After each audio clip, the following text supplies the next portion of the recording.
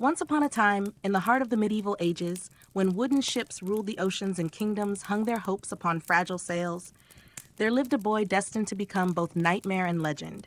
His name was Callum Grey, and his tale began not with the clash of cutlasses nor the scent of stolen gold, but with the wind, violent, wild, and full of omen. It was the eve of the autumnal tide, when the sea turned restless and the gulls screamed warnings into the darkening sky. A storm had risen from the far western reaches, churning the horizon into froth and fury. Waves slammed the Cornish cliffs like fists of the old gods, and winds howled with such force they rattled the bones of old cottages clinging to the edge of land. In one such cottage, weather-beaten and salt-stained, a woman cried out in pain. Her name was Maeve, a shipwright's daughter, with sea in her blood and fire in her eyes. Alone, save for an aging midwife and the ancient sea below, she labored against both pain and tempest. Outside, the storm reached its crescendo, tearing tiles from roofs and bending trees to the ground. Inside, Maeve gave birth to her only son. The boy emerged in eerie silence. No cries met the air, only the keening wind. Wrapped in coarse cloth, his skin cold and damp from the effort of life, the newborn stared wide-eyed toward the rattling window where the sea roared just beyond. The midwife, old Branna, crossed herself 3 times and muttered a prayer, for the child's gaze was steady and ancient, as though he had seen the storm before and had chosen to arrive within it. Maeve, pale and trembling, named him Callum, a name she had dreamt in uneasy sleep months before. She cradled him close, whispering old songs her mother had sung, songs of seafarers and selkies, of long voyages and distant stars. The storm did not relent, but within that tiny room, a peace of sorts settled as mother and child met for the first time. Callum grew beneath gray skies and the scent of brine. The village of Dunland's Rest, perched precariously between rock and surf, was a place of simple folk, fishermen, shipbuilders, and wives who knew the tides as well as they knew their husbands' footsteps. It was a hard life, but not without warmth. Callum ran barefoot on the sands, chased gulls across driftwood, and climbed the ribs of half-built vessels like the bones of great sea beasts. He knew every knot, every line, every whisper of rope in the wind by the time he was 8. His grandfather, Callum Grey, once a seaman for the King's Navy, filled his nights with tales of storm-choked voyages and wars fought beneath foreign suns. By firelight, Callum would listen with wide eyes as the old man described battles with Moorish corsairs, islands where the trees bled red sap, and sailors who vanished beneath the waves without a sound. Ewan's voice, deep and rough as ship timber, was a lullaby for Callum's restless soul. But not all tales were safe ones. The village held secrets, whispered only in drink and darkness. There were murmurs of black-sailed ships that came in with no banner, docking under moonless nights and leaving with holds heavy and silent. Smugglers, some said. Others feared worse, pirates. Real ones, not just stories.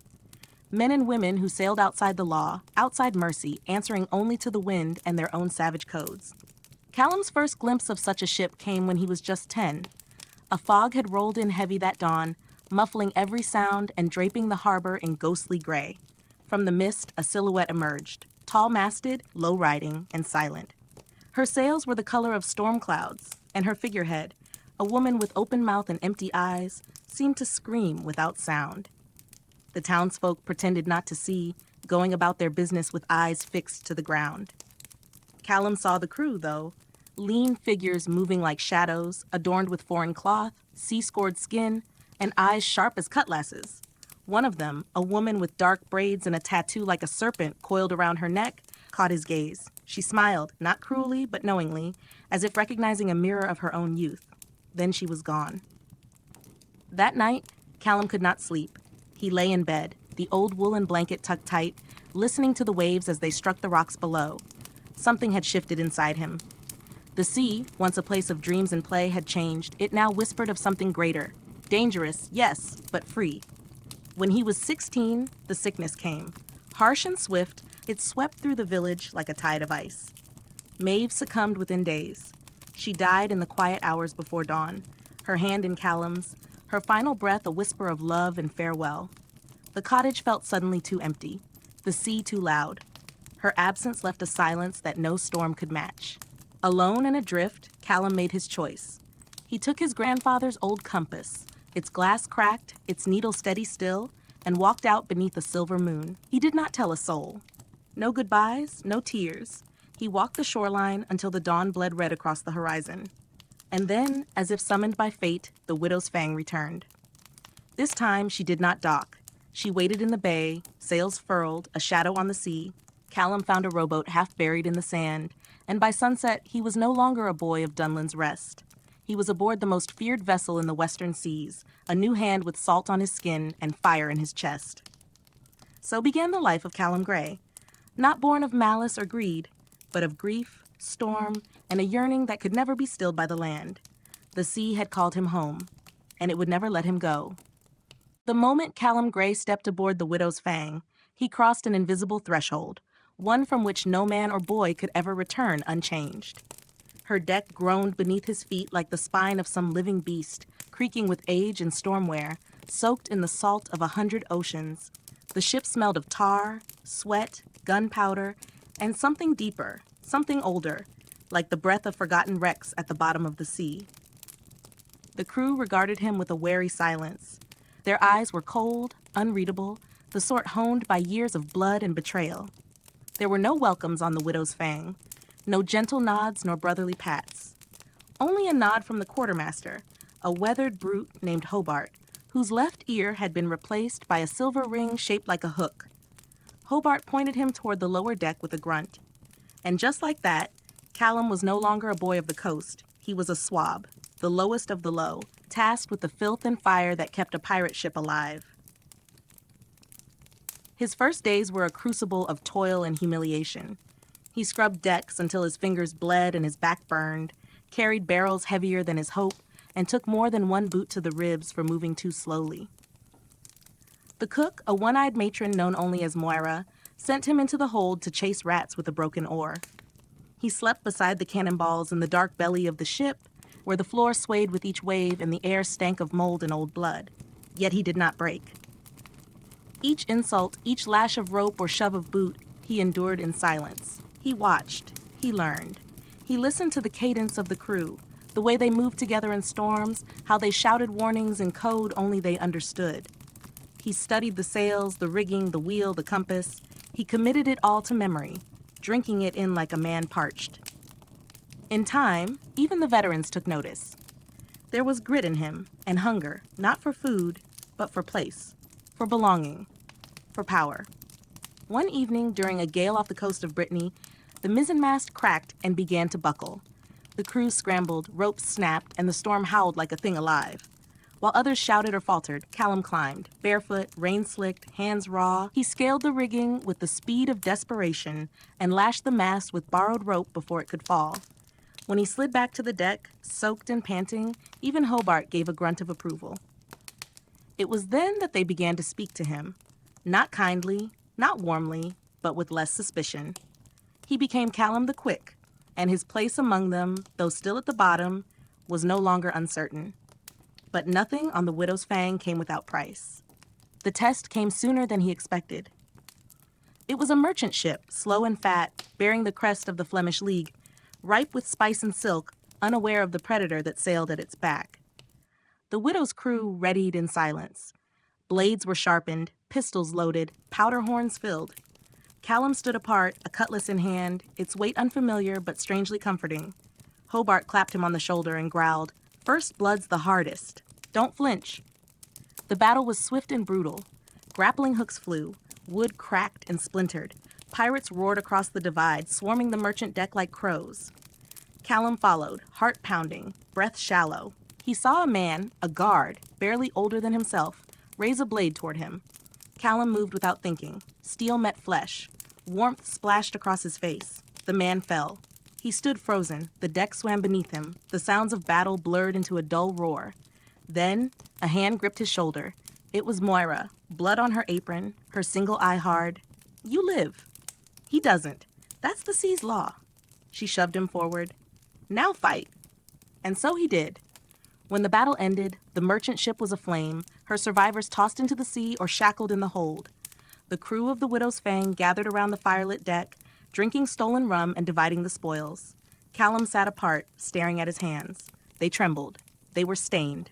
He had taken a life. He did not sleep that night. The ship rocked gently, almost kindly, beneath the stars. He sat alone at the stern, the sea a black mirror around him. It should have broken him. It didn't. Instead, he felt something inside shift. A door had opened, a cold one, made of iron and silence, and behind it a voice spoke. This is your life now. This is the price of freedom. In the days that followed, Callum changed. He laughed louder, drank deeper, moved with a confidence that came not from bravado, but from the acceptance of what he had become. He was no longer just surviving. He was becoming something else. The crew noticed. He was invited to games of dice, to shared stories by the cook fire, to the quiet songs the sailors sang in the old tongue when the night was too long. He earned his place not through camaraderie, but through resilience, cunning, and quiet strength. Months passed. The coastlines blurred. Ports came and went, some with welcome, some with cannon fire. Callum saw lands he had only heard of in tales, cliffs carved like cathedrals in Iberia, gold-domed harbors in the Levant, jungles so thick the sky vanished beneath green. And in each port, in each raid, he gathered scars, not all visible, and wove them into the tapestry of himself. He was no longer the boy from Dunland's Rest. He was pirate, and the sea, once a dream, was now his blood. Among all the perils and personalities aboard the Widow's Fang, none cast a shadow longer than the captain herself, a figure whispered about even among her own crew and scarcely named aloud in the harbors of Europe and the Levant. To the world, she was known as Captain Ilsa Vex, the Storm Widow. To her crew, she was simply the captain. Her name did not need repetition. Her presence was enough. Callum first truly beheld her not as a recruit on the lower decks, but as a man marked by blood, hardened by raids and nights soaked in thunder.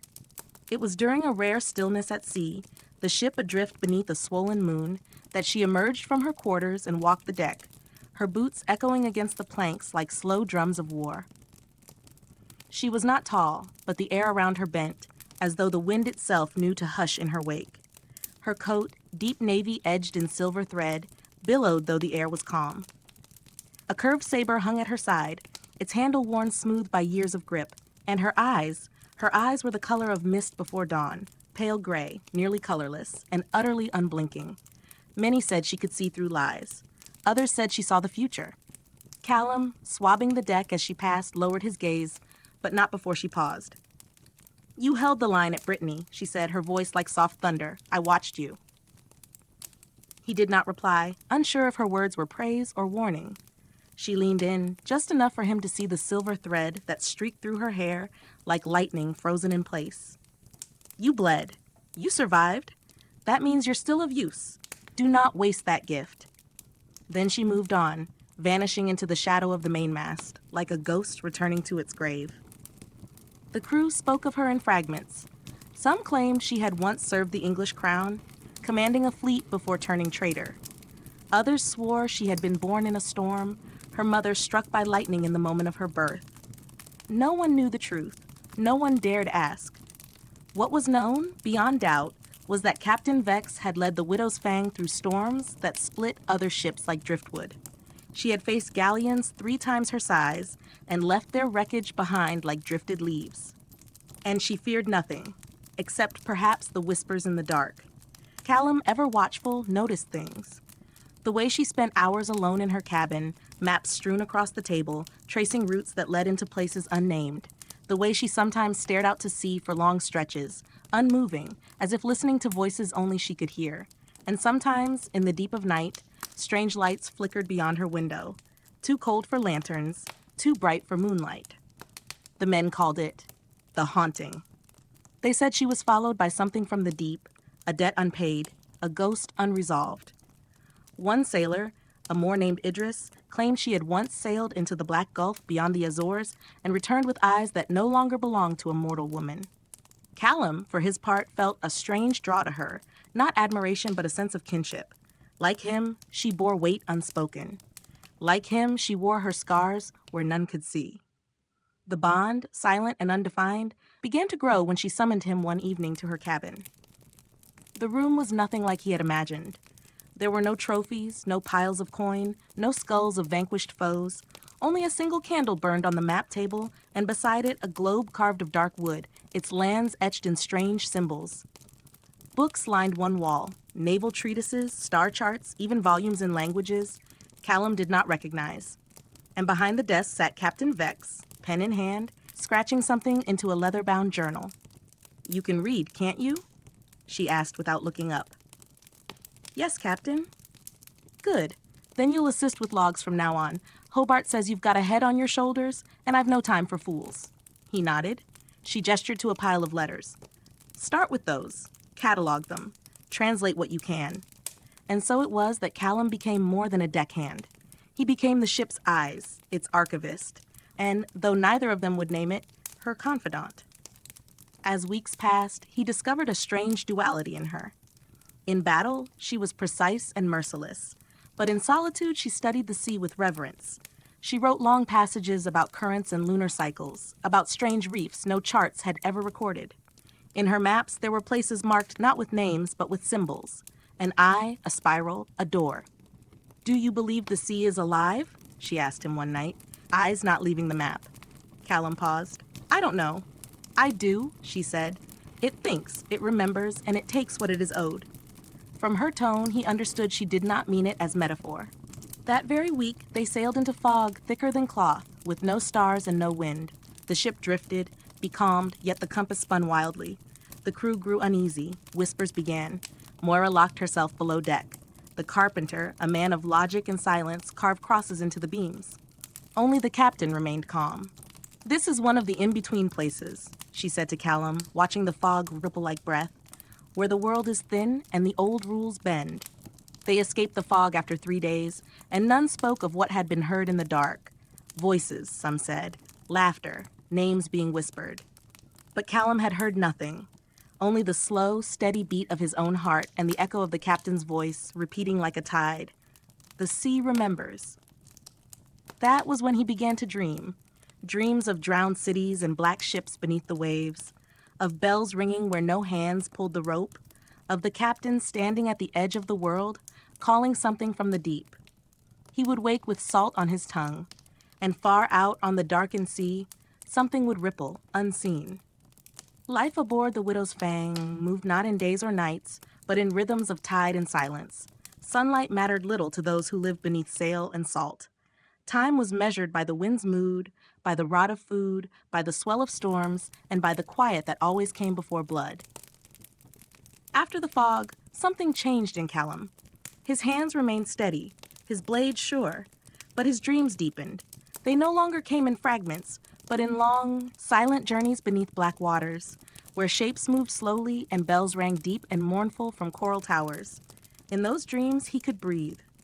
He walked the ocean floor, his boots stirring ancient sand, and always, always he saw it, a mark carved into stone, pulsing like a slow heartbeat, a spiral surrounded by eyes.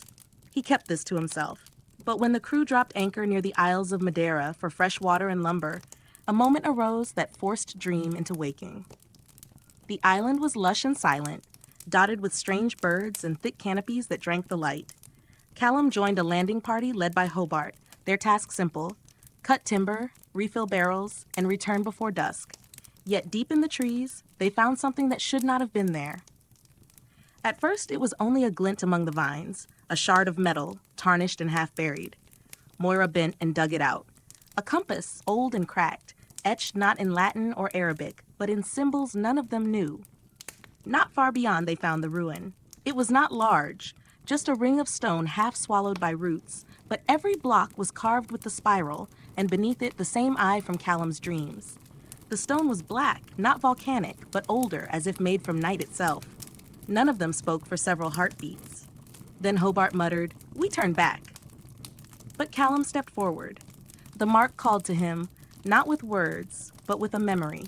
Not his own, but ancient like a tide pulling from within his chest.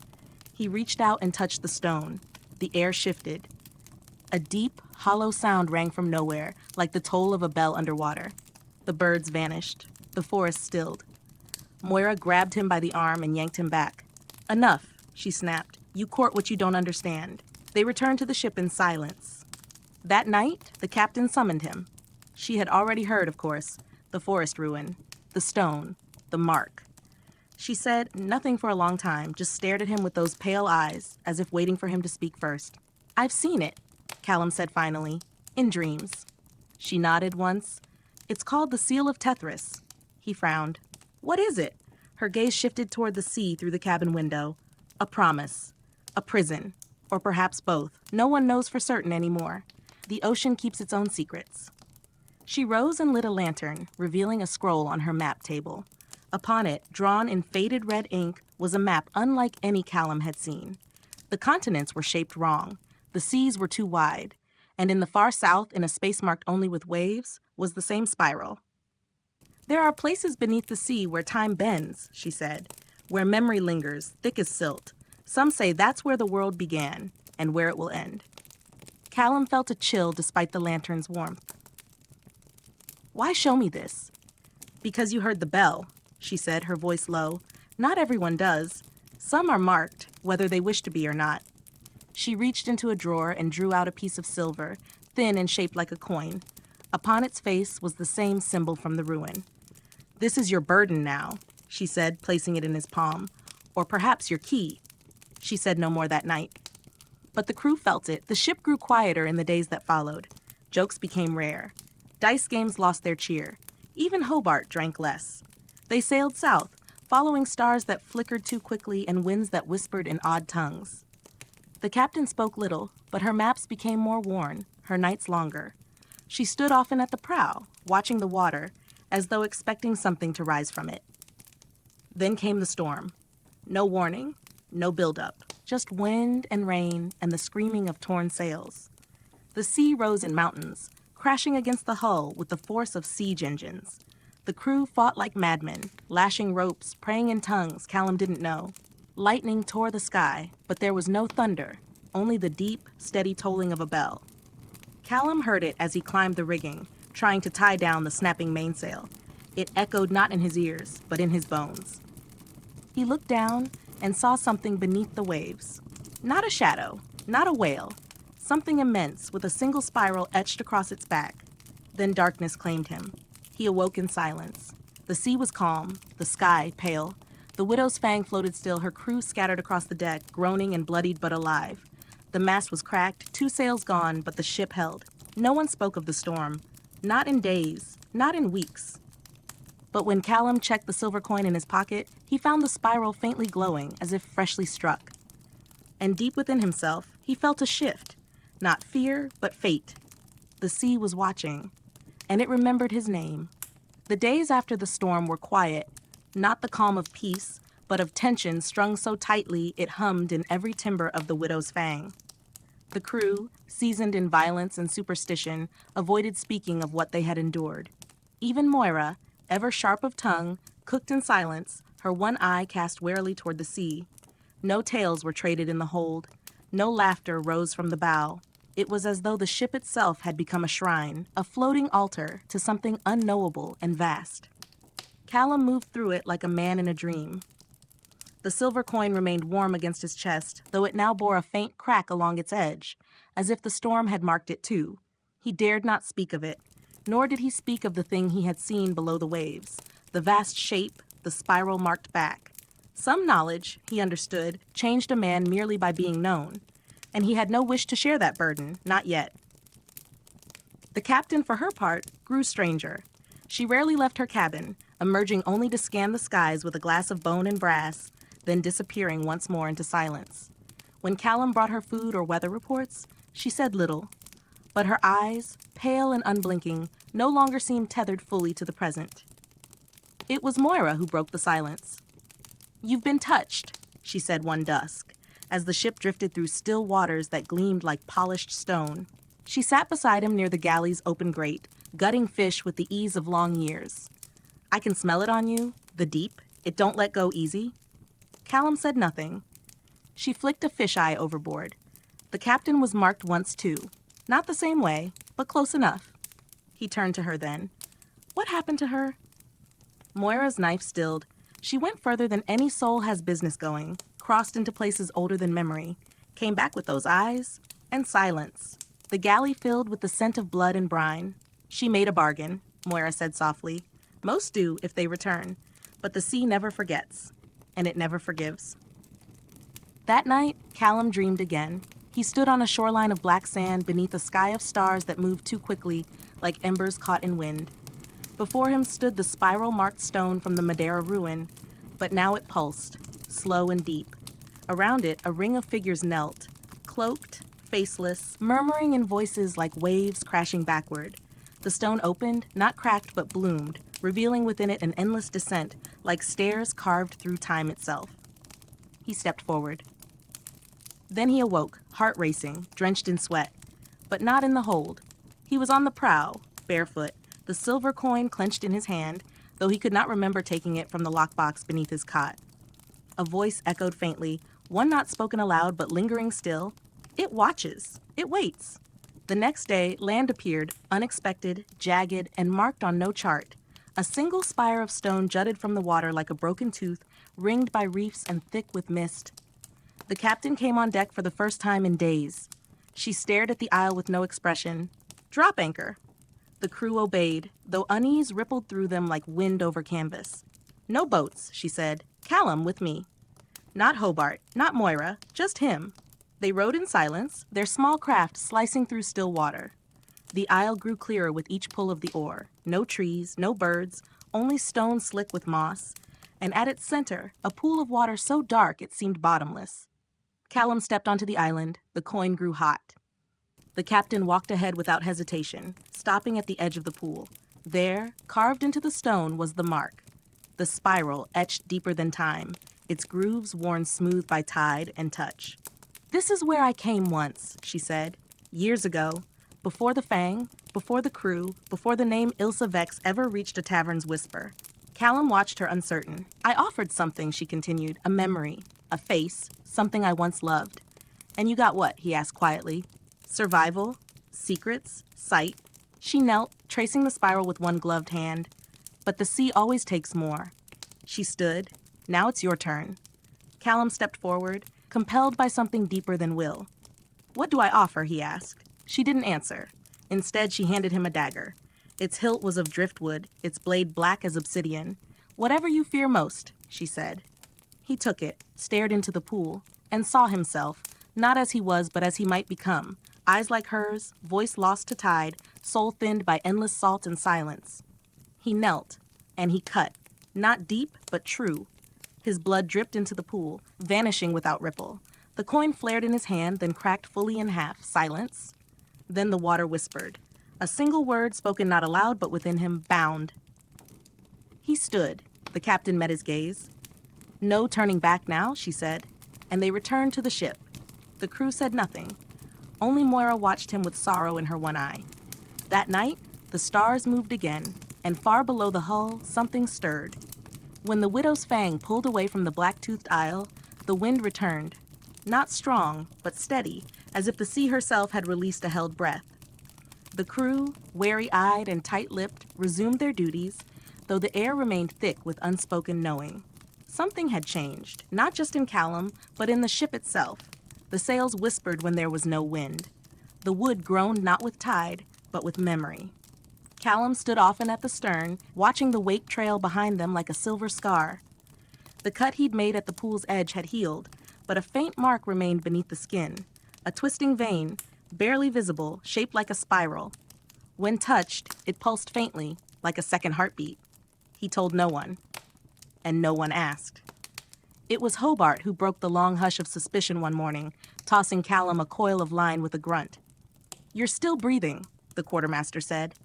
"So whatever bargain you made, it wasn't one for silence. That's worth something."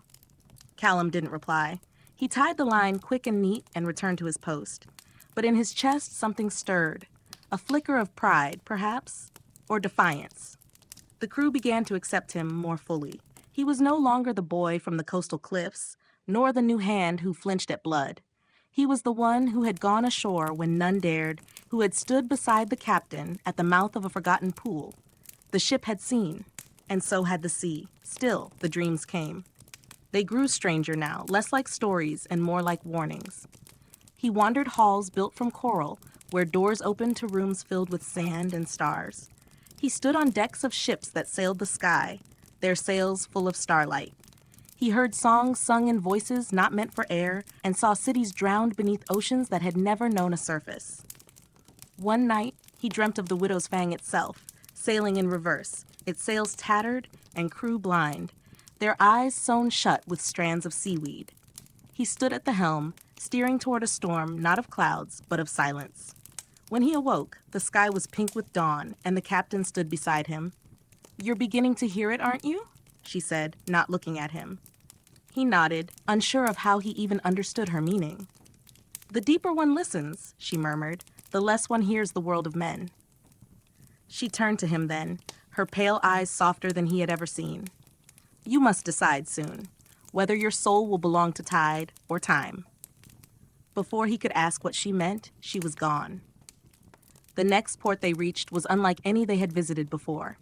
It lay hidden within a crooked bay along the northern coast of Hispaniola, marked only by 3 jagged stones and a broken mast planted into the sand like a banner. The harbor itself was little more than a lagoon, its waters green with algae and clouded with silt. But the port, if it could be called that, was alive. Shanties of driftwood and rusted nails rose along the shoreline like barnacles. Lanterns flickered with blue flames, and the air smelled of rum, sweat, and strange herbs.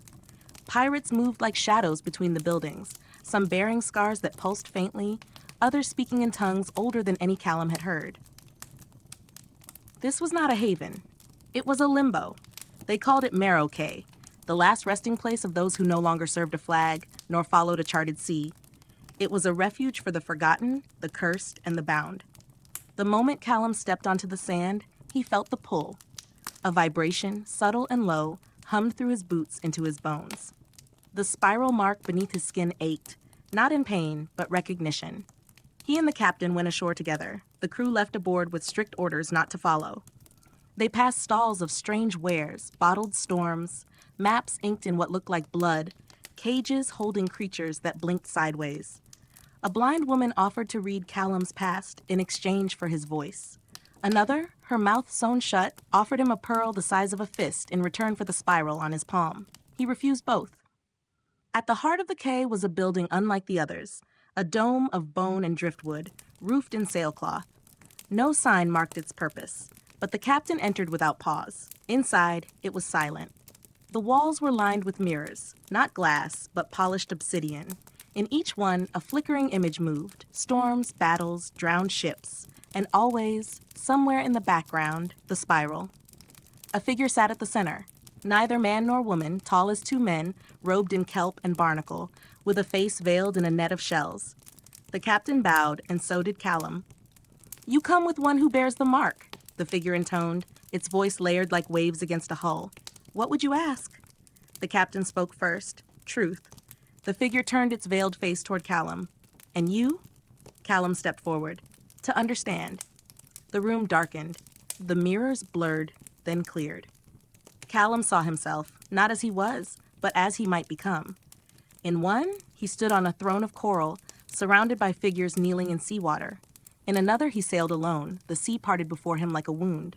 In a third, he lay beneath the waves, stone-eyed, mouth open in a silent scream, the spiral carved into his chest. The figure spoke, "Every tide leads somewhere. Not all shores are meant to be reached." The captain touched his shoulder. "We leave now." As they exited the dome, the sun was already setting, the quay sinking back into shadow. Back aboard the Widow's Fang, the crew watched them return in silence. Callum said nothing of what he saw, but that night he stood at the prow and whispered to the wind, not in fear, but in resolve. He would follow this tide wherever it led, even into the deep, even into the dark. When the Widow's Fang left Marrow Cay, she sailed not toward any known port or plotted coast, but deeper, into waters that rarely bore names and less often returned tales. Her crew, seasoned though they were, moved with a caution that spoke more of reverence than fear. They polished brass without being asked. They whispered prayers before their hammocks. They walked lightly on the deck, as if disturbing the planks might wake something beneath. Only the captain's course was clear, and only Callum knew its name. She had not spoken it aloud, not even to him, but he had seen it on the map, the red-threaded line that curved like a hook through the southern seas and ended at a place marked not by word but by a single sign, The spiral, etched in charcoal, faded by time. The crew began to murmur again. Not openly, not yet, but in glances, in unfinished sentences, in the wary way they watched the water. One morning, Moira passed Callum a tin cup of bitter tea and said, too softly for others to hear, "There's not a soul aboard who hasn't dreamed of drowning these nights. Some wake screaming. Some don't wake at all." That day, 2 deckhands were buried at sea. They had been found curled together in the hold, eyes open, faces calm, no marks upon them, as if they had slipped away mid-sentence into some gentler abyss. The captain said only, "The tide takes what it is owed," and they sailed on. Days passed, or weeks. Time stretched thin over the sea, as if the sun no longer cared to count it. Callum lost track of dates, of meals, even of dreams. He wandered the decks in a haze, his thoughts slow and heavy, like walking through a storm under the surface. The spiral mark beneath his skin throbbed faintly, and his memories began to unravel. His mother's face, once clear, now fogged like old glass. The cliffs of Dunland's Rest melting into a nameless gray shore. Then, one evening, a shape appeared on the horizon. Not an island, not land, but something adrift. The captain ordered it brought alongside. It was a wreck, small, scorched, and half sunk, bobbing like a broken toy in the twilight. No sails, no name, just a hull with claw marks etched into its side, and a single survivor clinging to the splintered rail. He was pulled aboard without ceremony, gaunt and shivering, his eyes wild with salt madness. They gave him water. He spat it out. They offered food. He bit his hand instead. It was only when Callum stepped forward, the silver shard of the cracked coin hanging visible around his neck, that the man stilled. He stared at the mark. Then he laughed, a sound like snapped rope, and whispered, "You carry the ledger, then." Callum knelt beside him. "What ledger?" The man's eyes gleamed with a strange light. The sea keeps account of all things. It remembers not just what we take, but what we owe. There is a book beneath the world, written in tide and silence. It writes your name in salt the moment you speak to it. Callum swallowed. "And what happens when it's finished writing?" The man smiled, his teeth black with rot. "Then it comes to collect." He died that night, peacefully, without sound. The captain ordered his body given to the sea without coin or prayer. But Callum kept the fragment of cloth clutched in his hand. An old sailor's tally, marked with rows of symbols he recognized only faintly. Among them, traced in faint ink, was the spiral. The days that followed were filled with strange omens. The moon began to rise at odd hours, bloated and red, vanishing for nights at a time.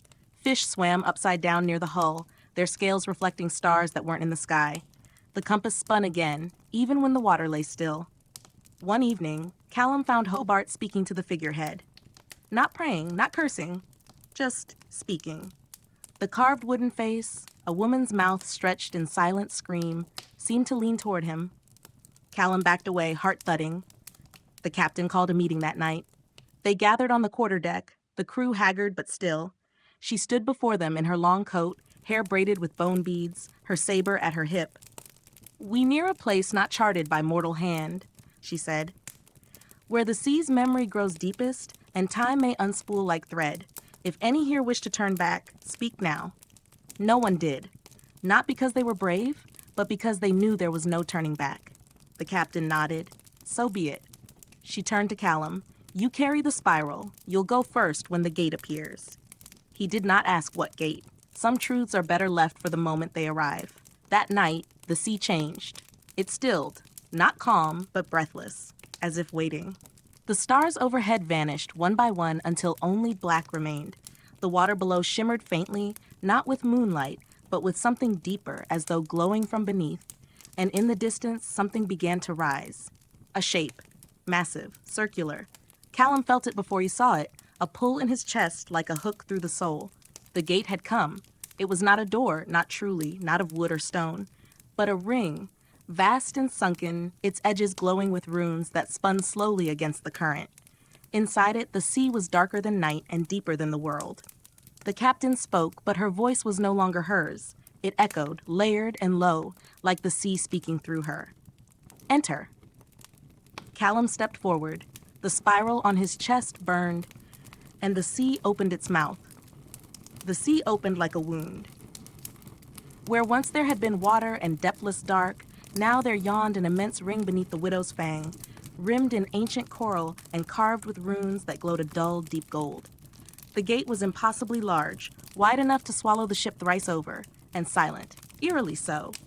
Even the wind had ceased, leaving only the lapping of brine against barnacled hull and the nervous creak of timbers. Callum stood at the prow, staring into the gate center. It did not shimmer or swirl like magic in the stories of old. It simply was, darker than ocean, heavier than sky, as if it did not lead down, but out, into a space not meant for men. The crew dared not speak. Even Hobart, iron-hearted and half-mad, stood still with his hands clasped before him like a child before a sermon. The captain approached, her boots making no sound. She looked not at the gate, but at Callum. "You'll take the skiff," she said, "alone." Callum blinked. "And go where?" "To where the tide calls you," she replied. He could not speak. He only nodded, the weight of fate settling heavy on his shoulders. Moira helped him lower the small craft into the water.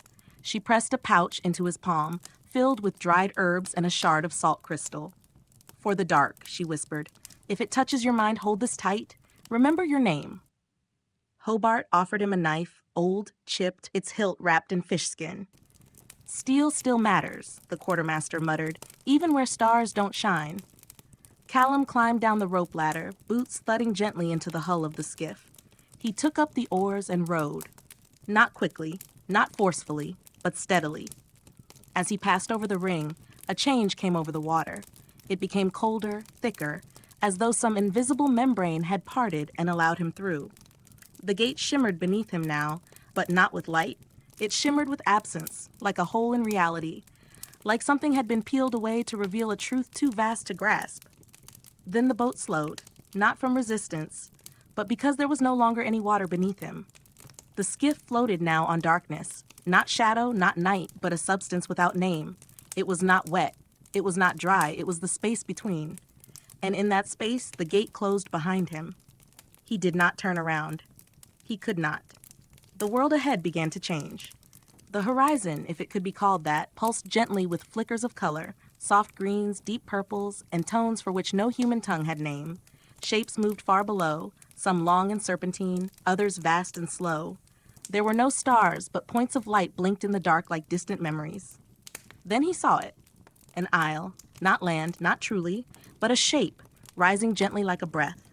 Upon it stood structures, towers of coral, archways made of whalebone and iron, and domes grown from crystal salt. The city was silent, yet not still. It shimmered, as though caught between being and not being. He rowed toward it, every stroke of the oar sending ripples through reality itself. When he reached the shore, if shore it was, the skiff stopped as if commanded. He stepped out. The ground was soft, spongy, and cold. Not water, not stone, something older. He walked. No voice guided him, no map marked his path. But he knew where to go. The heart. Through archways shaped like screaming mouths. Past statues that turned to face him when he looked away. Over bridges that hung above nothing, upheld by forgotten promises. Finally, he reached the center, a great basin, rimmed with glyphs that moved like tides across their own carvings. At its center was a pedestal, and atop it, a book. Not bound in leather, but in flesh. It pulsed faintly, as though alive. The ledger of the drowned. Callum stepped forward. As he neared it, the spiral on his chest burned again, this time with heat and clarity. The book opened on its own, pages fluttering though there was no wind. And there, written in ink that shimmered like oil, was his name. No title, no origin, just a name. Below it, blank lines awaited. He reached out. The moment his fingers touched the page, the world fell away. He stood in Dunlan's Rest again. His mother sang softly beside the hearth, sewing a patch on his shirt. His grandfather mended a net, his fingers calloused and steady. The sea outside roared, but it was a familiar sound, safe, contained. He stepped forward, but the air turned thick. His mother looked up, but her eyes were hollow. So were his grandfather's. So were the windows and the waves beyond them and the stars above. They began to melt gently like wax from a candle. The world unmade itself. And he was falling again, through cities of coral, through mazes of glass, through memory and into oblivion. Then a hand caught him. The captain. Not truly her, but a memory of her. She looked at him, her expression soft with something like sorrow. "You must choose," she said. "Between what?" he whispered. "Between the name and the tide." He looked down. In his hands the ledger, it closed gently. The spiral flared, and the choice was made. Callum awoke, not with a gasp, but with a slow, shivering breath, as though drawn up from the depths of a dream that had no end. The sky above him was black, but not from night. It was the absence of stars, the veil of a realm forgotten by the sun. Around him, the boat bobbed gently upon the strange, lightless surface beyond the gate. His hands still trembled. The skin at the center of his chest ached with heat, and beneath it, the spiral burned, faint but steady, like a dying ember refusing to go out. The ledger was gone. So was the city, the isle, the basin, and the silent choice that had split something within him. But one thing remained, his name. It echoed in his bones like a bell beneath the tide, Callum Grey. And he knew, with cold clarity, that not all who entered the gate left with it still intact. He rowed back through the silence. The oars barely rippled the strange substance beneath him. The gate, now visible once more, floated ahead like a circle drawn in the void. The runes shimmered in recognition as he neared, and as he crossed the threshold, sound returned. A single rush, like air rushing back into lungs that had long been still. The widow's Fang lay at anchor where he had left it, sails furled, crew on deck. They watched as he approached. Some squinted in disbelief. Others crossed themselves. Moira let out a long breath, her hand pressed to her apron, where she kept her charms. He climbed the rope ladder slowly, each rung grounding him further in the world he had once called real. When he stepped onto the deck, the captain approached. They said nothing for a moment. Then she asked, "What did it take?" Callum looked at her, and for the first time saw behind her eyes, not just mystery or authority, but sorrow. Deep, patient sorrow, like sediment on the ocean floor. "Not what I feared," he said at last. "Only what I could not bear to forget." She nodded, as though understanding something few ever would. Hobart came forward next, handed him a flask. "You still breathe," he said. "That's more than most." Callum took a long pull. The liquor bit hard, but it grounded him. Reminded him that his body, at least, remained. That night, they held a vigil. Not of mourning, but of recognition. A fire was lit in a metal bowl at the prow, and each crew member stepped forward in turn, tossing in a token, a tooth, a coin, a carving, a feather. Moira sang an old song in a language lost to maps, and the captain watched in silence. When it was Callum's turn, he held the cracked silver coin one last time. It no longer glowed. The spiral had faded. It was merely metal now, emptied like a seashell on shore. He dropped it into the fire. The flame changed color for a moment, green then blue, before returning to orange. When the fire died, the captain spoke. "We sail east, away from the gate, away from the places where memory coils too tight. There is still work to be done." And so they turned the bow. The sea seemed different now, not calmer, but known. Callum resumed his place, but not as he had before. He no longer belonged to the lower deck. He stood now beside the quartermaster, consulted on routes, listened to in the war councils held behind shuttered doors. The crew gave him space, not from fear, but from reverence. They did not ask what he had seen. They knew better.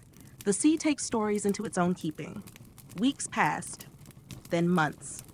And in that span, the Fang grew hungry again. Piracy was not a legend or a lifestyle. It was survival. They returned to the business of plunder, though with new precision. The captain, ever exacting, chose only ships that sailed with banners of empire. Traders fat with spices, galleons swollen with tax gold. She spared no king's vessel, but left the small boats be. Callum fought alongside the crew now, blade in hand, pistol at his belt. He moved like tide through battle, fluid, relentless. He did not kill with joy, but neither did he hesitate. Each strike was a memory burned clean. Each stolen haul, another breath bought in a world that gave none freely. And yet, for all the blood and gold, the sea still whispered. It came in quiet hours, when he stood alone at the stern, watching the trail they carved across water. When he looked into his reflection and saw not his face, but a flicker of that other place, those halls of coral, those drowned towers. He began to write. Not in a ledger, but in a small journal bound in canvas. He wrote what he could remember, not of the city itself, but of how it had made him feel. of what it meant to have a name that still held meaning. And one night, as they anchored off the coast of a ruined fortress near the Azores, the captain approached him where he sat by lantern light. "You write?" she asked. Callum nodded. "Before it fades." She crouched beside him. "It will fade. All things do." "Even names?" She looked at him, her gaze distant. "Especially names." Then she stood. "But some, if carved deep enough, outlast even the tide." Callum said nothing. But as she walked away, he opened the journal to the first page, dipped his pen in ink, and wrote the words: Callum Grey, pirate, witness of the drowned gate, keeper of the name. He closed the book. The sea rocked the ship gently, like a lullaby from something ancient. And the stars, finally, began to return. After the stars returned, the sea took on a different temperament. It no longer pressed upon the widow's Fang like a weight or watched with unblinking silence. It seemed to breathe again, to carry the ship with intention rather than indifference. The winds grew more cooperative. The tides shifted subtly in their favor. Yet Callum knew, as did the captain, that this was not kindness. It was attention. Whatever had awakened beneath the drowned gate had not forgotten him. The first sign came days after a raid on a Spanish sloop.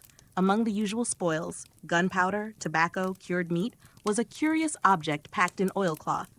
Moira found it wedged behind a false bulkhead in the hold. It was a map.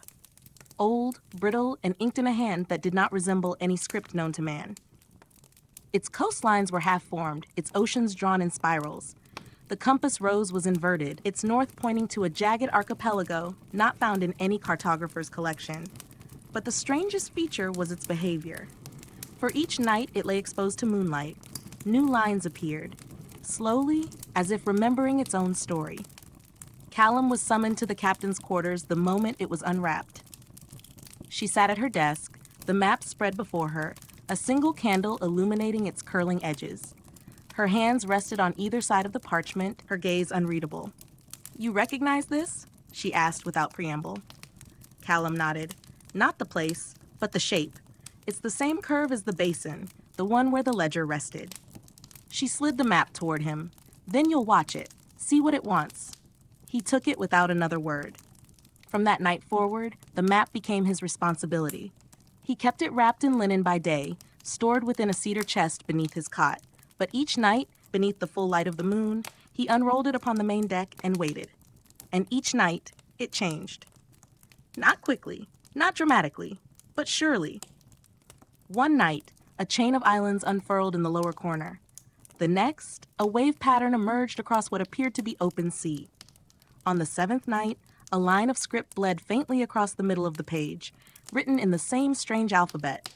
Callum did not know the language, but he understood it, like memory returned from a distant dream. "It is not ink," Moira murmured one evening, crouched beside him as they studied the newest marks. "It's bone ash, burned from creatures long gone." "How do you know that?" he asked. She shrugged. "I don't, but the knowing is there." The captain watched from afar. She never approached the map again, but she changed. Her orders became more abstract. Their course curved away from the shipping lanes, away from ports and prizes. They began to chart a path that followed the map's growing lines, even before the lines appeared. The crew noticed. They grumbled at first, then murmured, then feared, and then one by one they accepted. Because the sea, so long their enemy and master, was quiet. Too quiet. No storms rose, no naval pursuit dogged their stern. The fish leapt willingly into their nets. Even the birds seemed to follow them now. The ocean had given them a corridor. But no one could say for how long, and still the map grew. On the 15th night, it bloomed. An entire city revealed itself in silhouette, towers shaped like shells, bridges woven from kelp, staircases rising into impossible air, and in its center, once more, the spiral. This time beneath it a name, not Callum's, but one that chilled him more. Tethris. He traced the word with a trembling finger. It felt, watching.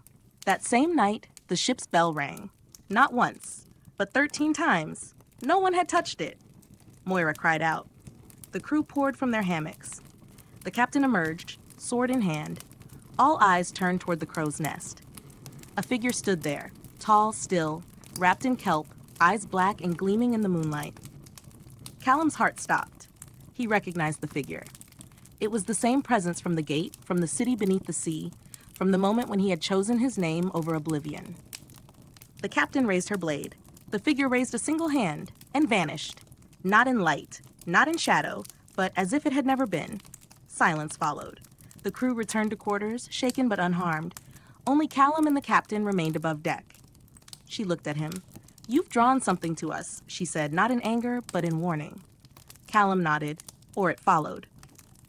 She exhaled slowly. "Tethras is not a god, it's a memory, a wound that refuses to close." He swallowed. "Why does it care about me?" She looked toward the sea, her voice almost too soft to hear. "Because you touched the ledger and left your name written in water, now it echoes, and the sea remembers." She left him alone then. The stars blinked above, the map rustled in the wind, and on the horizon the water shimmered faintly, as if something vast had just slipped beneath it. It began with whispers. Not aboard the ship, nor among the crew, but in dreams. Soft at first, like reeds brushing one another in a midnight wind, then clearer, shaped into syllables too old for human tongues, yet somehow familiar. They drifted into Callum's sleep each night, like tidewater seeping through old wood, gentle but persistent. He dreamt of the city again, not as it had appeared when he first entered the drowned gate, but older, more complete. Its towers were unbroken now, glowing faintly in the dark. Its streets curved like riverbeds, and figures walked there, tall, slow, draped in garments that shimmered like fish scale. Their faces were hidden, yet their presence hummed in the marrow of his bones. They did not speak. Yet Callum understood them. They had been waiting, not for him, specifically, but for someone to return. Someone who had passed through once before, taken knowledge, and left the debt unpaid. Each night, the dreams pressed closer, and each night, he woke with more of the strange script from the map written faintly in his mind. He began to jot it down upon waking, scribbling in the margins of his canvas-bound journal. He did not know what compelled him, only that it felt necessary. The captain noticed. "You're beginning to translate," she said one morning, eyeing the runes he'd copied by lamplight. "That comes only when the sea has marked your dreams." Callum didn't deny it. He couldn't. "It's not a language," he murmured. "It's a memory." She nodded, as if he had simply confirmed what she already knew. The crew gave him space. Even Moira, usually fearless and iron-hearted, avoided him now during the quiet hours. They didn't distrust him. They feared the silence he carried, the way his gaze lingered on the horizon as if he saw things just beneath the water. Then came the storm. But this was not like any storm they had weathered before. There was no wind, no rain, no thunder, only darkness, thick and sudden. One moment, the sky was clear, and the next, the sun was gone as if swallowed. A black fog rolled in over the water like smoke from an invisible fire, coiling up the masts, slipping beneath doors, curling into every fold of sail. The crew lit lanterns. The light did not travel. It only illuminated the immediate, as though the world had shrunk to the size of a man's outstretched arms. Then came the sound, a bell, far off, muffled and ringing not through the air but through the bones. A deep, sonorous toll. 1, 2, then silence. Then again, not rhythmic, not regular, like the beating of something slumbering, but not at peace. Callum stood at the prow, his hands clutched around the edge of the railing. He knew this toll. It was the sound that had accompanied him beneath the gate, the sound from the basin, the sound he had heard in dreams, and which now echoed not through wood or sky, but within his ribs. The captain joined him. Her hair was loose, braided with charms of salt crystal and small bones. Her eyes looked older than ever before, tired, but clear. "We've reached the fold," she said. "What fold?" he whispered. "The place where time forgets the path forward," she replied, "where sea and self part ways. We'll drift now until it finds you." Callum didn't ask what it was. The fog thickened, and with it came the visions. Not dreams, not memories, but visions, alive and moving in the mist. Shapes appeared just off the rail. A woman in mourning robes, her face half drowned. A boy with no mouth, holding a compass that spun without end. A man with a hole through his chest and barnacles growing from the wound. They did not move. They watched. The crew saw them too. Cries rang out. Moira chanted softly to herself. Hobart lit a line of powder across the deck, shouting into the dark. But the shapes did not come aboard. They only waited. Callum knew, somehow, they were not ghosts. They were remnants, echoes of those who had touched the sea's deepest memory and left without balance. Unpaid accounts. That night, the captain called council in her quarters. Only Callum, Moira, and Hobart attended. "The sea has not summoned us idly," she said, voice low. "It's drawn to Callum, or more truly, to the path he now walks." Hobart frowned. "And where does that path lead, Captain?" She turned to the map. It had changed again. The spiral had grown. Now it encompassed half the parchment, and at its core, a door had been drawn. A simple archway beneath a tower of coral, and above it, a single glyph that shimmered faintly. Moira's breath hitched. "That's the seal of the deep accord." Callum looked at her. "What's that?" "It's not a place," she whispered. "It's an agreement, older than empire, older than God, between those who dwell below and those who dare to steal from them." The captain placed a hand over the symbol. "We go to settle the balance," she said, "to pay what has been owed through generations." Hobart crossed his arms. "And what happens if we don't?" The captain didn't answer. But the lantern on the table flickered, and for the briefest moment, the walls of the ship seemed to ripple like water. Callum closed his journal. He did not sleep that night. Instead, he walked the deck, watching the fog, listening to the tolling bell, feeling the pull of the sea not through gravity, but through memory. The voices returned. They did not whisper now. They sang. Low, harmonic, ancient, a dirge without end, and beneath that song, a name. Not his, not yet, but waiting to be written. The sea was asking, and the time for answering had come. It began with whispers. Not aboard the ship, nor among the crew, but in dreams.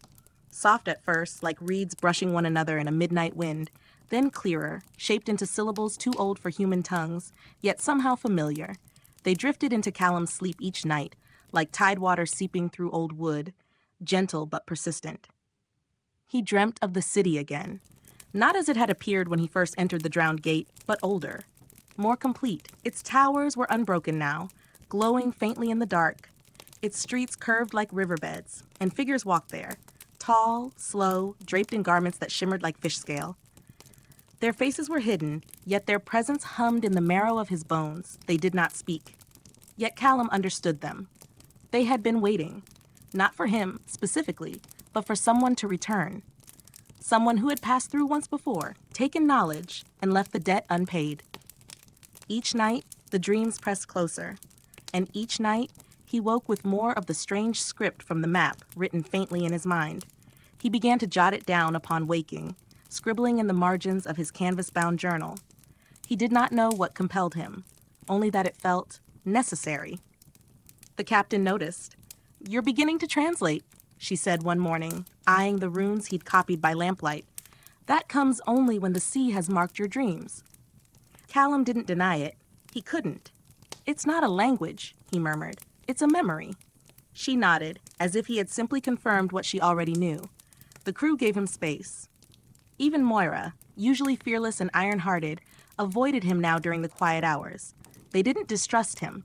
They feared the silence he carried, the way his gaze lingered on the horizon as if he saw things just beneath the water. Then came the storm. But this was not like any storm they had weathered before. There was no wind, no rain, no thunder, only darkness, thick and sudden. One moment, the sky was clear, and the next, the sun was gone as if swallowed. A black fog rolled in over the water like smoke from an invisible fire, coiling up the masts, slipping beneath doors, curling into every fold of sail. The crew lit lanterns. The light did not travel. It only illuminated the immediate, as though the world had shrunk to the size of a man's outstretched arms. Then came the sound, a bell, far off, muffled and ringing not through the air but through the bones. A deep, sonorous toll. 1, 2, then silence. Then again, not rhythmic, not regular, like the beating of something slumbering, but not at peace. Callum stood at the prow, his hands clutched around the edge of the railing. He knew this toll. It was the sound that had accompanied him beneath the gate, the sound from the basin, the sound he had heard in dreams, and which now echoed not through wood or sky, but within his ribs. The captain joined him. Her hair was loose, braided with charms of salt crystal and small bones. Her eyes looked older than ever before, tired, but clear. "We've reached the fold," she said. "What fold?" he whispered. The place where time forgets the path forward, she replied, where sea and self part ways. We'll drift now until it finds you. Callum didn't ask what it was. The fog thickened, and with it came the visions. Not dreams, not memories, but visions, alive and moving in the mist. Shapes appeared just off the rail. A woman in mourning robes, her face half drowned. A boy with no mouth, holding a compass that spun without end. A man with a hole through his chest and barnacles growing from the wound. They did not move. They watched. The crew saw them too. Cries rang out. Moira chanted softly to herself. Hobart lit a line of powder across the deck, shouting into the dark. But the shapes did not come aboard. They only waited. Callum knew, somehow, they were not ghosts. They were remnants, echoes of those who had touched the sea's deepest memory and left without balance. Unpaid accounts. That night, the captain called council in her quarters. Only Callum, Moira, and Hobart attended. The sea has not summoned us idly, she said, voice low. It's drawn to Callum, or more truly, to the path he now walks. Hobart frowned. And where does that path lead, Captain? She turned to the map. It had changed again. The spiral had grown. Now it encompassed half the parchment, and at its core a door had been drawn. A simple archway beneath a tower of coral, and above it a single glyph that shimmered faintly. Moira's breath hitched. That's the seal of the deep accord. Callum looked at her. What's that? It's not a place, she whispered. It's an agreement. Older than empire. Older than God. Between those who dwell below and those who dare to steal from them. The captain placed a hand over the symbol. We go to settle the balance, she said, to pay what has been owed through generations. Hobart crossed his arms. And what happens if we don't? The captain didn't answer. But the lantern on the table flickered, and for the briefest moment, the walls of the ship seemed to ripple like water. Callum closed his journal. He did not sleep that night. Instead, he walked the deck, watching the fog, listening to the tolling bell, feeling the pull of the sea not through gravity, but through memory. The voices returned. They did not whisper now. They sang. Low, harmonic, ancient, a dirge without end, and beneath that song, a name. Not his, not yet, but waiting to be... The sea once again moved. Not in fury, not in storm, but with the deep exhale of something ancient, a great creature easing into rest after long remembering. The widow's Fang slipped forward. Its prow cutting waters that now shimmered with quiet knowing, the deep no longer shouting memory, but humming it gently. The tower was gone. No more fold. No gate. No mirror sea. Only silence where once there had been a door. Only Callum had changed. He said little, not from secrecy. There was nothing left to hide. Only truths too heavy for words. Words felt coarse, like rope on skin too long in salt. The spiral mark had faded from glow to grain, inked into his being. He felt it in every step, every tide breath. A hum, a presence, a memory half his, half not. The crew saw it. They didn't fear him. They stepped aside, not out of unease, but with quiet respect. A knowing. Even Moira, loud and sharp, now softened his name into silence. She called him Lad, or the marked one. Never Callum. It was as though the name belonged elsewhere now. Only the captain treated him the same, spoke to him by name, issued orders. But in her gaze, a deep stillness, a kinship of those chosen once by the sea. She had returned too, not with peace, but with memory. One dawn, soft and silver, Callum found her on the quarterdeck, gazing into mist. You stayed afloat, she said. I did. The sea gave you back. For now. She looked to him, her eyes thunder gray. It never gives anything back without purpose. I know. They sat together, no more words, just the creak of ropes, the hush of wind. Almost ordinary, almost. Then she said, You'll leave us soon. He blinked. What? You carry something now, she murmured. It doesn't belong here, not forever. You'll feel the pull. Others like you, others who've heard it speak. He looked to the deck, to the sails, to hands that had fought, bled, mended. This ship had been home. But now, it was too small. He nodded. When? Her smile was faint. The sea will tell you.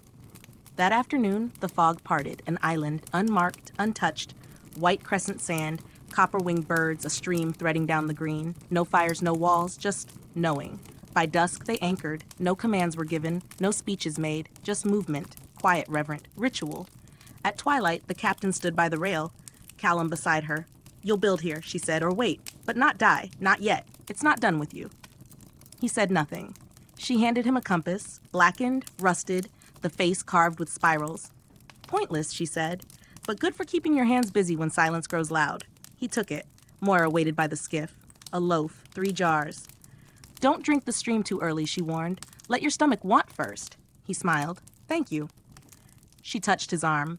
You came back different, but not broken. That's rare. Hobart gave one gruff nod. If there's another gate, he said, don't row through it alone. Callum laughed softly. I'll try. The captain lowered the skiff herself. He drifted away. Gentle sea, steady hand. When his feet met sand, he did not look back.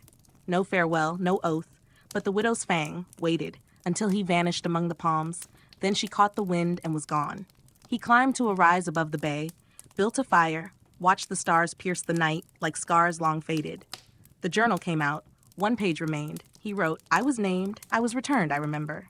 He placed the journal in a driftwood box, buried it beneath a tooth-shaped stone, not to forget, to keep. And that night, as sleep approached like a tide returning, the sea sang again, not loudly, not near, but softly, far off, not a call, a promise. Time behaved strangely on the island. Days unfurled like slow-spinning reels of silk, measured not by hours or bells, but by the sun's unhurried arc and the tide's endless hush.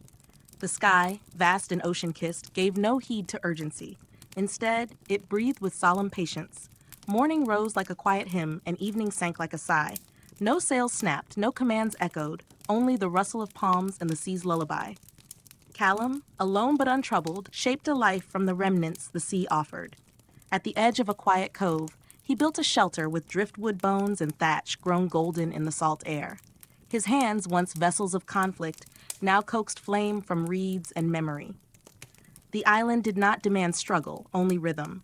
He drank from the stream Moira had warned of, but only after days of listening to thirst's counsel, learning humility not as punishment, but as peace. Thoughts that once churned like storm-tossed waves began to settle. The sea, no longer a cruel keeper of chance, softened. It no longer sent visions from the drowned city, nor shouted of the past. Instead it hummed, a presence without form, like a silent companion just beyond the firelight. It spoke not with words, but with nearness. Each evening, Callum climbed the ridge, high and wind-worn, and stared into the horizon's blue infinity. The blackened compass from the captain still spun in quiet defiance, as though searching for something hidden beyond fate's reach. He did not expect it to settle. It was enough, now, simply to listen. Then, one morning, change came not with thunder, but with silence. A shell, bone-pale, spiraled waiting, sat upon a flat stone near the jungle's edge. It was not there the day before. He knew. Its presence felt deliberate. He lifted it, held it to his ear. It did not whisper. It sang. Not with language, but with remembrance. Sails above the widow's Fang, Moira's laughter, the clatter of dice on worn wood, a bell tolling beneath forgotten waves. And above all, the captain's voice, low even. The sea remembers. The shell became his companion. Each night, beside the fire, it sang a different song. Never quite the same. Each melody slipping away before he could hold it. Songs of voyages unsailed, names unsaid, places no map dared claim. It stirred him to carve, not words, but symbols. Spirals, waves unseen starched into driftwood, stone, and bark. He did not know their meaning, but in carving he found calm. Time passed. He marked it in moons, not days. And on the 30th night, he heard something new. A voice. Real. Human. Raspy, lost, and distant.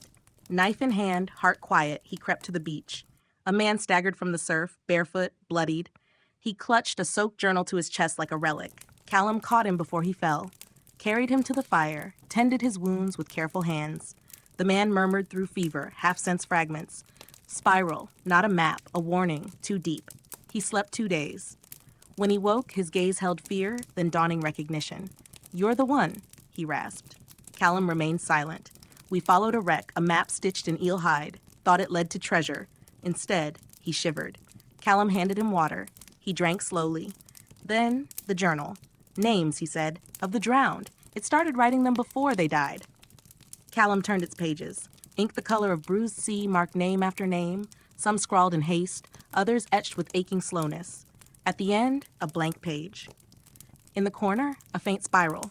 You were warned, Callum said, voice low. The man nodded. We didn't listen. Silence followed, thick as tide mist. Rest, Callum said at last. You're not alone.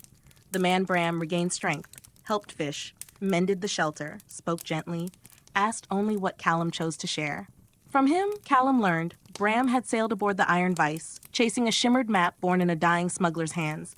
They sailed past the known edge, seeking gold. Instead, they found fog and the song. It called to us, Bram whispered, named us. Only he remained, or was spared. He could not say which. Callum could. The sea marked its own. One night by the fire, the shell between them sang. A mournful lullaby that drew tears unbidden from Bram's eyes. What is this place? He asked. Callum stirred the fire gently. Not a hiding place, a waiting place. For what? For others. You think they'll come? Callum's gaze drifted to the horizon. The sea remembers. It always sends them back. The wind had changed, not in the trees, but in his bones. The wind that came with dawn on the 44th day.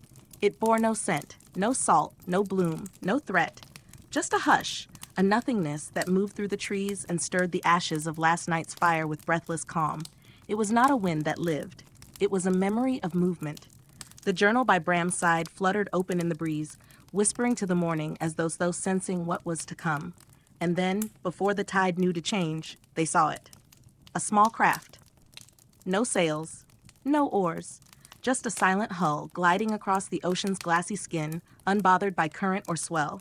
It left no wake, no ripple. The sea seemed to yield before it, parting, not bearing. Callum stood motionless at the edge of the beach. Beside him, Bram forgot to breathe. The boat stopped just offshore.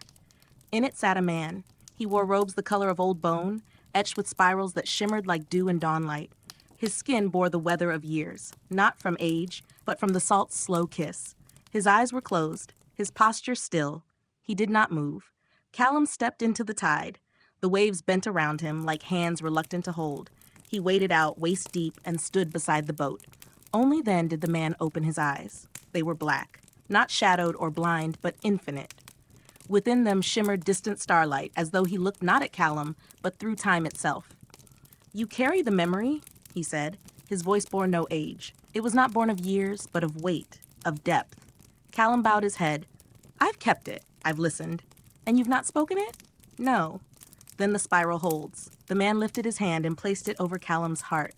Where once a mark had pulsed, it pulsed again. Not in pain, in recognition. The man nodded. It is ready. He stepped from the craft and walked upon the sea as if it were stone, the water cradling his every step. Callum followed. On the shore, Bram knelt as the stranger passed, as if commanded by something deeper than thought. The man turned. I am keeper of the wake, he said, and I have come to pass the next line. Callum did not understand the words, but he knew the truth behind them. The keeper was not a man. Not anymore. Whatever he had once been was long drowned and remembered. What remained was held not by breath or blood, but by memory and vow. Beneath the fig tree, beside the moons, Callum had notched into bark. The keeper unrolled a scroll. It shimmered, not with light, but with depth. This is the map of the silent way, he said. It draws only for those who carry the balance. As he unfurled it, the islands danced, not wildly, but in rhythm. The spirals turned, listening to Callum's breath, responding to his gaze. Where does it lead? He asked. The keeper looked to the sea, to the first name, to the last promise, to where the spiral began. Callum knew, without needing to ask, that his time on the island had only ever been a pause, a breath between stories.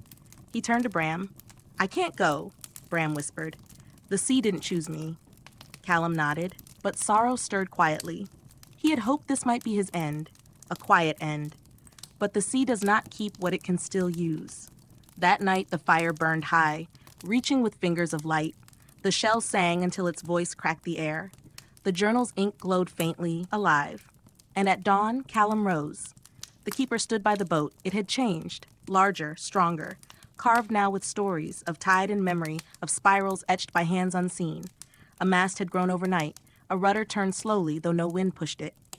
Callum faced Bram one last time. Keep writing, he said, even if no one reads it. Bram's nod was small, his eyes wet. Callum stepped aboard. The boat accepted him. It did not rock. It did not sink. The keeper raised a single hand, and the tide began, not with speed, but with welcome. Callum looked back once. The island shimmered, not in sunlight, in memory, as though it had never been land at all, but the shape the sea took when it wanted to give someone a place to rest. Then it was gone. Ahead lay only water, endless, patient, listening. But Callum was not afraid. He knew the spiral. He was the spiral. And the sea still had more to remember. There is a silence that exists only at the bottom of the world. It is not the absence of sound. It is the absence of time. Callum Grey entered that silence on the third night aboard the vessel that bore him from the island. A ship without sail, without oar, drifting upon currents unnamed by any map, slipping quietly beyond the boundary of the world known to men.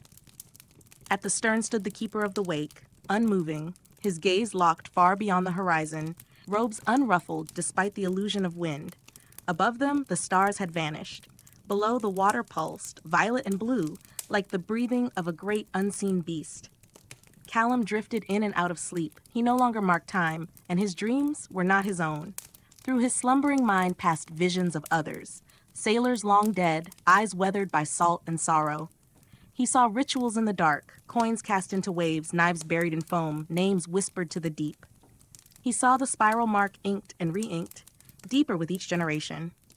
He dreamed as the sea itself, felt the weight of ships sinking with screams still caught in their hulls, tasted powder smoke dissolving, heard the final prayers of men as the world closed above them. The sea did not forget. It kept, it held, it waited. On the sixth day, the sea changed. Its waters thickened, warm and luminous, filled with drifting motes of memory light. The craft slowed, as if nearing something not charted in direction but in purpose. And then without splash or shift, they passed beneath. No descent, no drowning, only entry. Callum did not choke. His skin did not chill. The water welcomed him like velvet.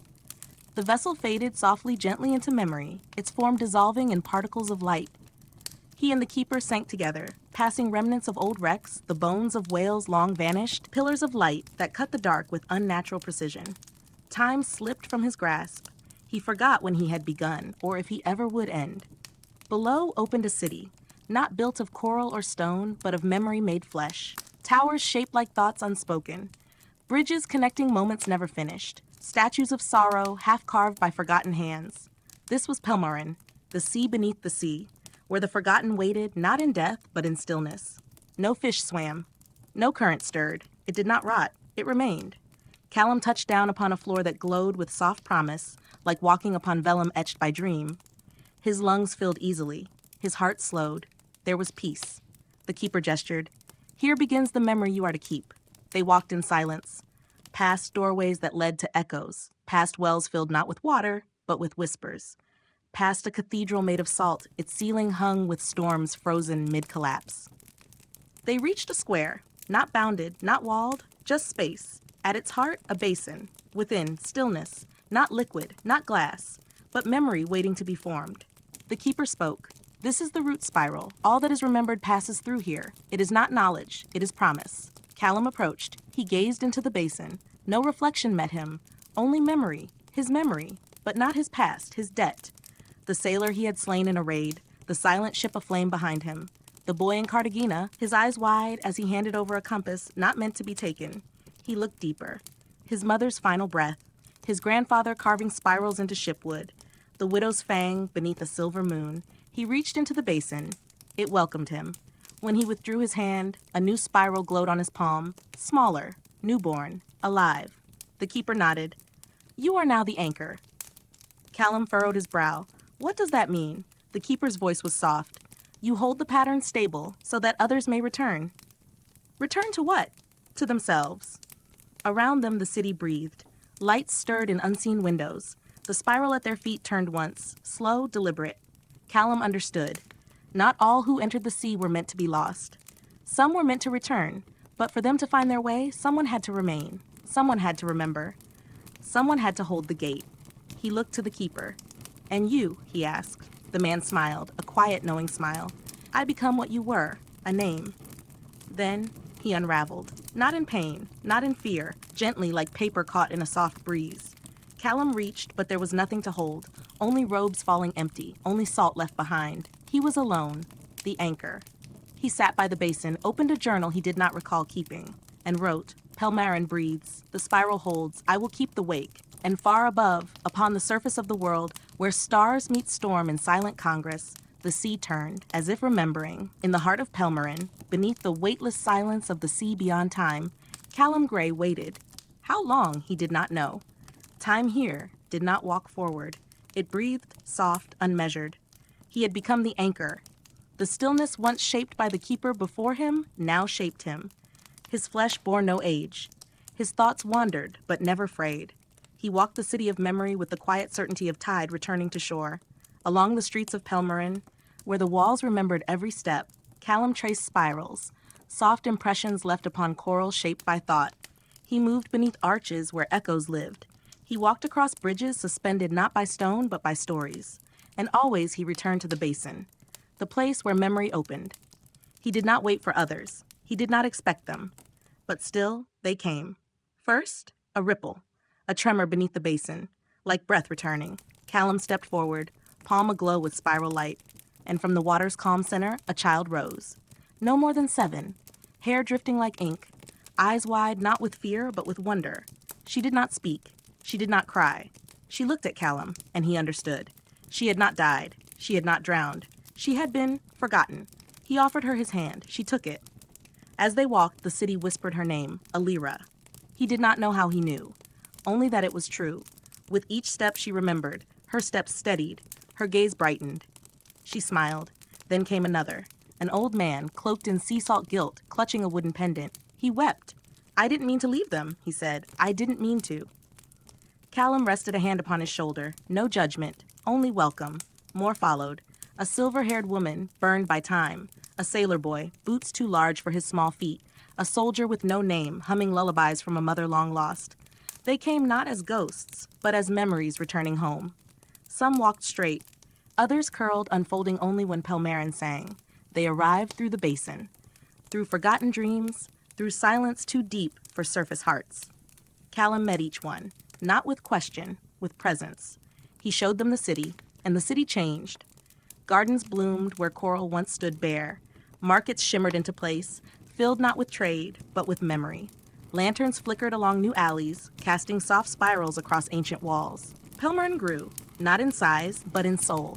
It was not a resting place. It was a harbor, for the lost, for the unnamed, for those who had never been mourned because they had never been remembered. Callum whispered their names to the basin, and the sea remembered. One day, Alira brought him a shell. It was small, pale. It pulsed. Callum placed it to his ear. A voice greeted him. Familiar, steady, soft. Ilsa, not a farewell. Not sorrow, a song. Then, the basin stirred. She stepped through Ilsa Vex, captain of the widow's Fang. Returned not as she had been, but whole. No blade, no coat, but the storm still in her gaze. They stood facing one another. She smiled. You held it. He nodded. You knew I would. She touched his arm. You gave it meaning. You gave it form. Together, they stepped to the basin. She laid her hand upon the surface. Spirals lifted into the air. Not ink, not water. Memory, awakening. And the basin sang, not with sound, with presence. Her memory entered Pelmarin, not as a monument, as a guide. Others continued to come, and now Ilsa stood beside Callum. No longer captain, no longer anchor, only keepers, not of power, of memory. They taught the new souls not to fear the tide. They taught that to be lost was not to be broken, that the spiral does not end, it opens. The sea, once cold, now felt alive. It did not demand, it invited. And far above, sailors dreamed, not of drowning, but of voices calling them home. And on a night when the spiral pulsed like a heartbeat, Callum wrote the last unwritten line. I was not saved, I was remembered, and in remembering I returned. There came a time in Pelmarin when the tide began to shift, not in the water, but in the hush between pulses of time. The city beneath the sea, once swaddled in stillness and memory, began to tremble with a different breath. Its silence, once sacred and complete, now vibrated with a low hum, soft as breath on glass, alive. The sea was not only listening, it was learning. Callum Grey noticed first. He wandered the western promenade, where bridges of coral arched over glowing pools marked by names. Beneath the shadow of a hollow spire, he heard it, a whisper, not from a mouth, from the tide. Not a word, but the beginning of one, a sound forming in the bones of the world. He stilled, closed his eyes, listened, and it came again, not to his ears, but to his marrow. He turned to the basin at the heart of Pelmarin, now faintly glowing, and felt the stirring of something vast. The city wanted more than to be a memory. It wanted to speak. That evening, beneath the central archway, he stood beside Ilsa Vex. They watched the walls pulse gently with light, not random, rhythmic, like breath, like voice trying to form. "Do you feel it?" she asked. He nodded. "The spiral is turning inward. Or outward," she whispered. They called the voices. The oldest remembered, the first who had stayed to guide. Alira, grown now and radiant with calm, the one-armed sailor, Fen, who spoke only in song. They had felt the shift, each in their own way. In the spiral court they gathered, where the floor bore the mark Callum once carried on his chest. Not carved, lived. The basin shimmered. Tense. Not with fear, with expectation. Callum stepped forward. "The tide has begun to form words," he said. "Not ours, not yet, but soon." Ilsa nodded beside him. "It remembers more than we know. Now it wants to share." Fen laid her hand upon the basin's edge. A low chime pulsed outward, like a bell in deep water. She drew in a breath. It showed me a woman, standing on a cliff, singing for a ship that never came home. She paused, voice trembling. Her voice broke, but the sea remembered every note. A hush followed. It was happening. Pelmarin was no longer a vessel. It was becoming a language. In the days that followed, however time flowed here, the city changed. The court expanded. New halls revealed themselves. Lamps flickered with emotion, grief, joy, hope, unattached to person, yet full of feeling. The tide spoke in dreams. A captain woke whispering, "She waits in the west, her sails open." A child laughed and said, "The sea wears my name now." And one voice, with tears unceasing, simply said, "It forgave me." Callum etched it all, not in paper, in stone, in current, in the city's very breath. Pelmarin was no longer just place, it was story. Then one day, beneath the archway to the dreaming shore, Callum heard his name. Callum. Spoken not by Ilsa, not by the voices, by the water, soft, true. He returned to the court, placed his hand into the basin. The water welcomed him, and instead of visions, he saw sentences, waves written into language, currents that carried grammar. The sea had learned structure, and it sought dialogue. He turned to the gathered keepers. "It seeks not only to be remembered," he said. "It seeks to remember us." That night, above the basin, he and Ilsa stood, and together they offered the first spiral verse. "We are not what was drowned. We are not what was broken. We are what was carried, what remains, what sings." And the sea answered. The basin pulsed, the spiral glowed, and far above in the waking world, sailors turned in hammocks, weeping without knowing why. Children dreamed of oceans they had never seen, and on distant shores, spiral shells washed in, names etched faintly into their sides. Names the sea had never let go. For now, at last, it could speak. And more wondrous still, it could listen. There are places that shine without light, not by sun nor by star, but by something quieter, deeper, a glow born of remembrance, of soul, of story told in silence. Pelmarin had become such a place. No sky above, no flame to guide, and yet it called, not with voice, not with song, with presence. The sea had become its breath, the spiral, its word, and now its voice reached outward, through driftwood and dream, through current and stillness, reaching hearts not only lost, but listening. No longer merely a cradle for the forgotten, Pelmarin had become a lighthouse. Not to warn, but to welcome. Callum Grey stood upon the highest tier of the memory spire, gazing not at the streets below, but at the thresholds, where memory gave way to possibility, where walls shifted and new halls dreamed themselves into being. The spiral was growing, not outward, inward. Each curl turned not away from its center, but deeper toward understanding. The tide had moved beyond learning words. It now reached to connect. Callum felt it first in sleep, not dreams, not visions, but conversations. Voices he could not name asked him things he could not yet answer. What does sorrow weigh? How long does silence carry a name? What shape does a story take when it ends before it is finished? The tide was curious, not as a hunter, but as a child learning to give shape to the feelings it had long kept for others. And now, it was building, not cities, but messages. Pelmarin reshaped itself. The garden of first return bloomed with flowers never known above, petals that smelled of lullabies, colors found only in memory. The hall of possible tomorrows whispered softly, its breezes not born of weather, but of choice. Paths not taken, now offered once more. And in the south, a new street, the shellway coiled in perfect spiral, each glowing shell upon its sides humming stories when pressed to the heart. Callum walked these places with Ilsa Vex at his side. They did not guide, they witnessed. and they marveled. For the city now welcomed not only the drowned, but the unmoored, the adrift. Those who were alive, but uncertain, not lost to death, lost to meaning. A girl who had never died, yet dreamed nightly of sea-deep towers. A man who had never sailed, but remembered moonlight splitting a mast. A child who knew the names of coral spires before they were spoken. They were not ghosts. They were echoes. Pelmarin's spiral now reached across time, into what might be, not only what was. One quiet morning, if morning it could be called, Callum stood again before the basin. Its waters, once reflective, now shimmered clear. He dipped a finger. The surface did not ripple, and he saw. Not memory, but vision. Fleets returning, sails etched with spirals, seeking not port, but people. Markets where truth was traded in scent and song. Libraries woven into water, where books opened only through feeling. Pelmarin was preparing not to preserve the world, but to return to it. Ilsa stood beside him. "You feel it," she said. He nodded. "It's ready." She took his hand. The spirals on their palms glowed in harmony. That evening, in the spiral court, Fang sang, and her voice did not echo. It spread, through shell, through stone, through tide. Above, in the waking world, the sea stirred. On a forgotten island, a sailor touched a cliff and felt warmth in a stone-carved spiral. In the north, a fisherman's net held coral etched with words, "You are not forgotten." And along coasts, children dreamed of glowing towers, of gardens where silence sang. Even storms paused, not from lack of wind, but from a deeper will. The lighthouse beneath the sea had not merely lit, it had connected. Callum understood his purpose had never been to remain, but to hold long enough for others to find the way. Pelmarin was no longer an ending, it was a beginning, not a harbor of last resort, but a seed of return. And the tide, once known only for taking, was giving back. Not with demands, but with choice, with voice. A story that was no longer about survival, but about becoming. There is a silence that comes only after something sacred. It does not arrive from absence. It is not the void left by sorrow, nor the hush that follows despair.